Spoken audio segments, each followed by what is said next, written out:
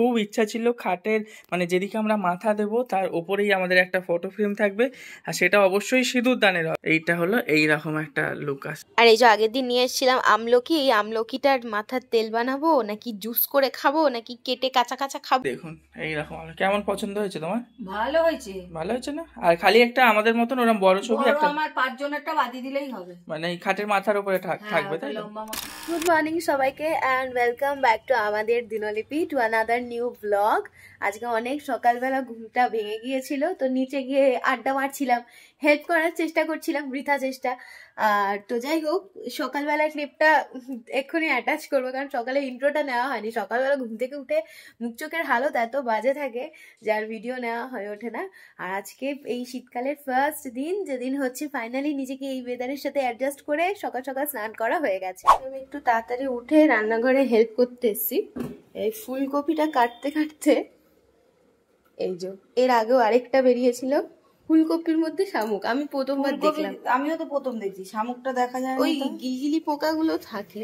এটাই কি পোকাগুলো শামুক হয়ে গেছে? না না, এই একটা পোকা, এই ফুলকপি মানেই ঘেন্না লাগে এর জন্য। আরেকটা কি একটা পোকা ছিল গ্যালিয়েলের মতন, ওটা বেশি ঘিন্না, শামুকটা তাও ভালো। হ্যাঁ এইগুলো ডেঞ্জার পোকা। এই বাবা, আমি কাটছি আর একবার করে লাফাচ্ছি, দুবার পোকা দেখে। আর সবথেকে বড় লাফানোর কারণ হচ্ছে আমি তো হাতে টাচ করে ফেলেছি পোকাগুলোকে।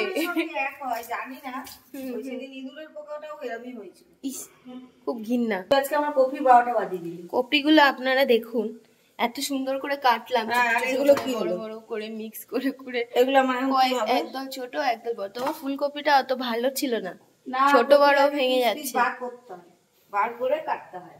কত সুন্দর করে কেটে দিলাম, উপকার করতে এসে অপমান করে দিয়েছে, কাজ করছে।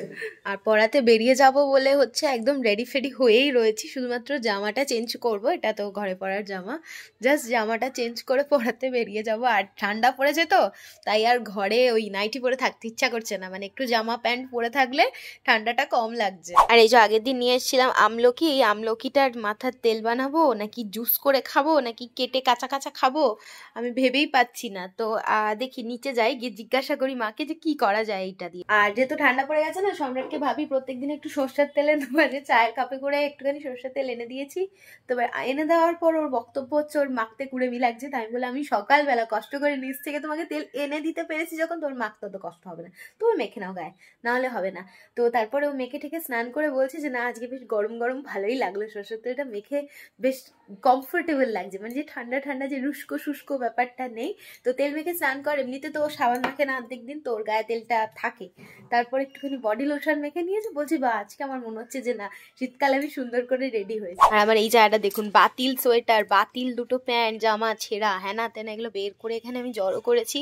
আর নিচে আবার দুখানা শাড়ি, একটা শাড়ি আমায় কাচতে হবে, একটা শাড়ি দোকানে দিতে হবে। এটা ডেলিভারের সোয়েটার, এটা হচ্ছে হট ব্যাগ। এই জায়গাটার অবস্থা মানে একেবারে মাথা খারাপ করা। সামনেই তো মহাবীর জয়ন্তীর পুজো, কবে জানি না। তো আমাদের এই পাশেই প্যান্ডেল হচ্ছে, পুজো হবে গলির মুখটাতেই। আমাদের কাছ থেকে তাম্রকুণ্ড, তারপর হলো কি তাম্রকুণ্ড না সরি পুষ্পপত্র, কোষাকুষি, তারপর পঞ্চপ্রদীপ এই সমস্ত চেয়েছে। তো ওগুলো জাস্ট বের করে আসলাম সকালবেলা। পুষ্পপত্রটা সম্রাট বের করে দিয়েছে ও, আর ও থাকলে এখন ওগুলো বের করে দিত, কিন্তু ও যেহেতু নেই আমাকে গিয়ে কষ্ট করে বের করতে হলো। আমারও টাইম হয়ে গেছে বেরোনোর, চলো বাই বাই। আজকে হঠাৎ করে দেখছি নিউ ব্যারাকপুরের এই নিউ ব্যারাকপুর থেকে আমাদের বাড়ি যাওয়ার যে রোডটা প্রচন্ড জ্যাম হয়ে গেছে। তাই জ্যাম লেগে গেছে যে মানে যারা হেঁটে হেঁটে যাচ্ছে তারা একবার ওই দিক একবার এই দিক, একবার ওই দিক একবার এদিক করছে। একটু ডিফিকাল্ট এই ধরনের রাস্তাগুলো থেকে বেরোনো। যে এই টোটোওয়ালা দাদা আমাকে যেতে দিচ্ছে না, আর ওদিক দিয়ে গেলে বাইক আমায় ধাক্কা মেরে দেবে, খুচরো দিতে চায় না, অবস্থা খারাপ হয়ে যায়। বলছিলাম না এখানে মহাবীর জয়ন্তী হবে, এই হচ্ছে সেই মহাবীর জয়ন্তীর আয়োজন। কি সুন্দর বড় মূর্তি এনেছে, এখানে কাউকে চিনি না তো দাঁড়াতে একটু লজ্জা লাগছিল, তাই বেরিয়ে গেলাম। বিকালবেলা সম্রাটকে বলবো একবার এসে এখানকার মহাবীরকে একটু দেখিয়ে যেতে। দেখো নিজের ঘরে গেট বন্ধ করে,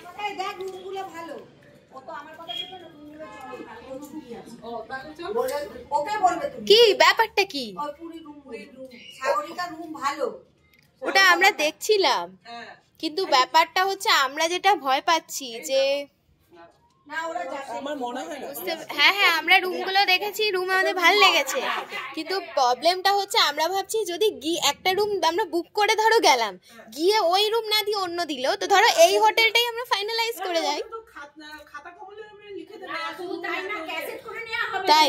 কিন্তু আমি বলছি আমাদের একবার এরকম প্রবলেম হয়েছে, আর মারা একবার কদিন আগে গেল, সেম প্রবলেম কিন্তু ফেস হয়েছে। পুরীতে ওরা একটু এরকম ছাঁচড়ামো করে, ওই জন্য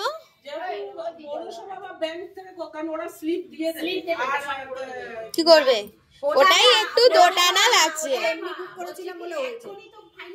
হ্যাঁ হ্যাঁ, আসুক, আমরা কথা বলি, তাহলে না ঠিক হবে। না বলছে কালকে যাবো কথা বলতে, সেরকম হলে ও তো আমার কথা শুনবে না। মালাদি যদি বলে চলো বাইক নিয়ে যাই, হ্যাঁ হ্যাঁ, সেটাও হয়, সেটাও হয়। সাথে পাঠিয়ে ওরা ওখানে গল্প করছে, করুক, আমি ফ্রেশ হয়েই খাবার খাবো।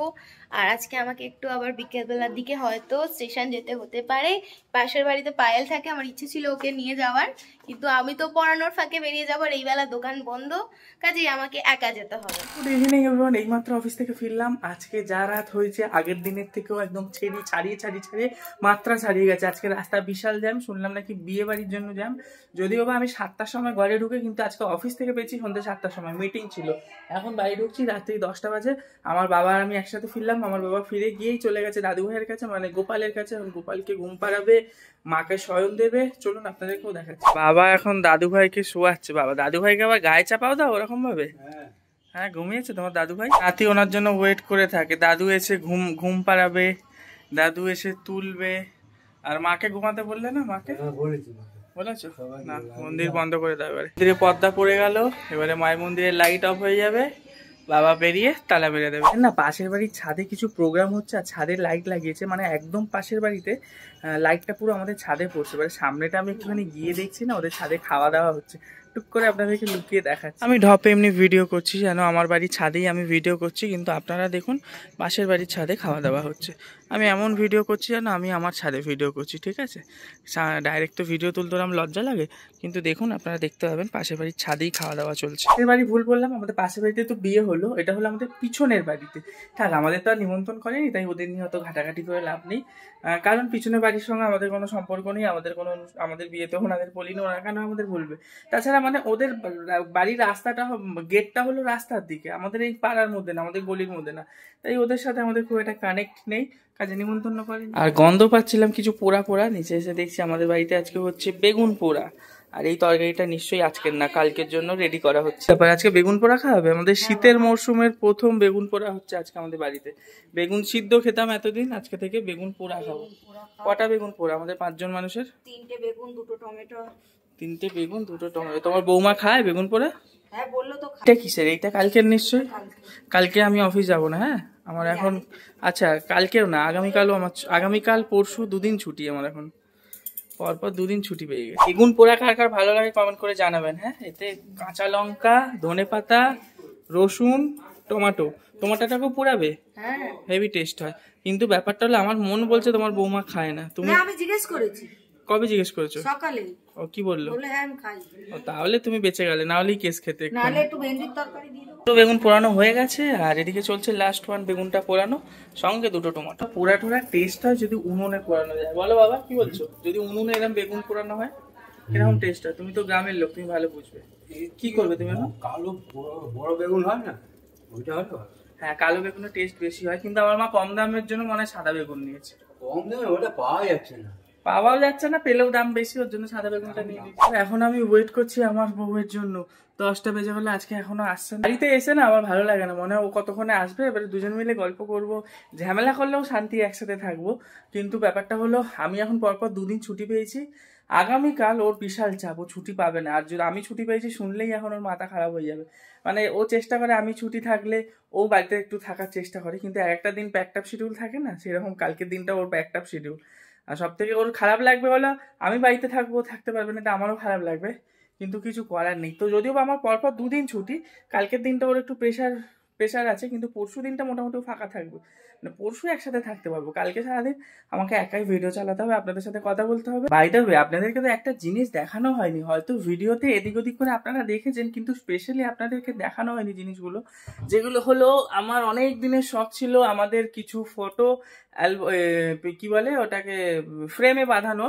তো ফটো ফ্রেমে বাঁধানো হয়ে গেছে। আমার বাবা মায়ের অ্যানিভার্সারির সময় বানিয়েছিলাম, বাবা মাকেও একটা গিফট করেছি, আমাদের ঘরের জন্য এনেছি, যেগুলো আপনাদেরকে দেখানো হয়নি, এই ভিডিওটা দেখাচ্ছি। দেখুন এইটা দেখুন, একদম খাটের সামনে। আমার খুব ইচ্ছা ছিল খাটের মানে যেদিকে আমরা মাথা দেবো তার ওপরেই আমাদের একটা ফটো ফ্রেম থাকবে, আর সেটা অবশ্যই সিঁদুর দানের হবে। তো সিঁদুর দানের এই ছবিটাই আমরা পেয়েছি। সুন্দর কেমন লাগছে জানান তো, আমি নিজেই তো সুন্দর বলে দিচ্ছি।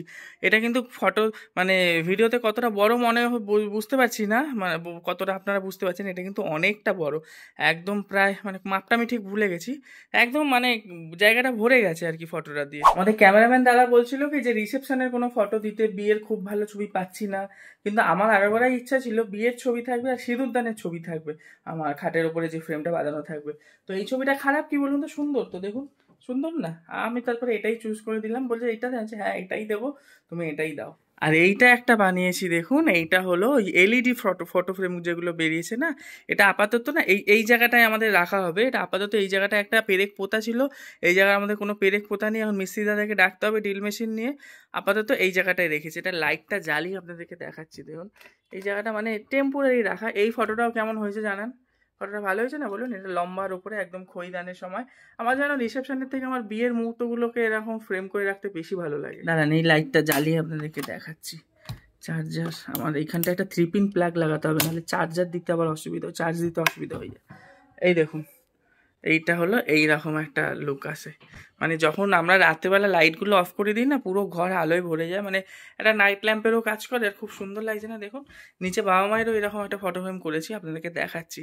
এইটা দেখুন, তাহলে আমার ঘরে দুখানা করেছি, এই একটা ফটো ফ্রেম আর ওই একটা ফটো ফ্রেম।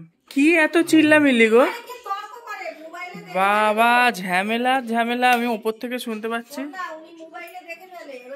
কালকে হলো কি, ওই যে মেয়েটার পা কেটে গেল, 2 পাকে তার অ্যাক্সিডেন্ট হলো, ওগুলো হলো।